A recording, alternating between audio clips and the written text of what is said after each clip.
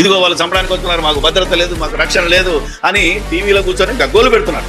ఆ టీవీలు చూసిన అమాయకులు కూడా భయపడుతున్నారు. అందుకనే మీరు ఎవరు భయపడడానికి వీలేదు.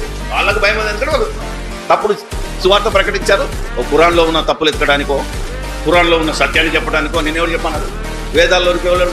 నీకు రామాయణంలోకి ఎవడేమో అన్నాడు. రాముడికి ఏమైతే నీకేంది, సీతకి ఏమైతే నీకేంది, ఎవరికి ఏమైతే అందులో ఉన్న చెప్పాను. ఎవరు చెప్పండి నీకు? అర్థమైంది? నువ్వు ఎలా చెప్పాలి? నీకు ఉన్న డ్యూటీ ఏంటిది? బైబిల్లో ఉందో చెప్పాలి. బైబిల్లోంచి బయటికి చిన్న అడుగు కూడా బయటికి వెళ్ళడానికి ఏ క్రైస్తవుడు కూడా ఇప్పటికి నువ్వు రెవరెండ్వా, బిషప్వా, నువ్వు ఎవడు అయినా సరే ఈ హద్దు ఉన్నది ఏంటంటే బైబిల్లో ఉన్నది యేసుక్రీస్తు గొప్పతనం ఏంటిది, దేవుడు ఏంటిది, అవునా, పరిశుద్ధాత్మ ఎవరు, దయ్యంగాడెవడు, లేకపోతే మొత్తం వివరణ చెప్పు. నీ లైఫ్ సరిపోతుంది. బైబిల్లో ఉన్న సంగతిని మొదటి నుంచి చివరి వరకు చెప్పాలంటే ఎవడి జీవితమో దీన్ని వదిలేసి నువ్వు పక్కకి వెళ్ళిపోయి హతసాక్ష్యం అంటే ఎలా చెల్లుతుంది? మనుషులు అనొచ్చు, కానీ దేవుడు ఒప్పుకోడే. ఎప్పుడైతే బైబిల్ దాటి బయటకు వెళ్ళావో అతడు ఏమవుతాడు? శాపగ్రస్తుడు. డిబేట్ వల్ల వచ్చే లాభం లేదు, కానీ నష్టం ఎక్కువ ఉంది. డిబేట్ చేస్తే పగలు పెరుగుతున్నాయి, అవునా కదా, పోటీలు పెరుగుతున్నాయి, పోటీ తత్వం పెరుగుతుందే తప్ప ఎవరు రక్షణలోనికి రావట్లేదు.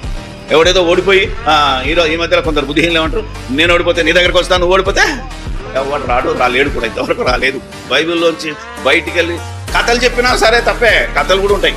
కథ చెప్తే బాగానే ఉంటుంది. ఈ కథ తప్పు రాను అనుకో, మళ్ళీ మన మీదే పడతాం. సాక్ష్యం కదా బ్రదర్, ఇది వింటే అందరూ నమ్ముతారు కదా బ్రదర్, ఇది చెప్పినా తప్పే, దీన్ని విన్నా ఈ బోధలోనికి మీరు వెళ్తే మనల్ని కాపాడడానికి మన ప్రభు ఉన్నాడు. ఆల్రెడీ మనల్ని పాపంలో నుంచి కాపాడాడు.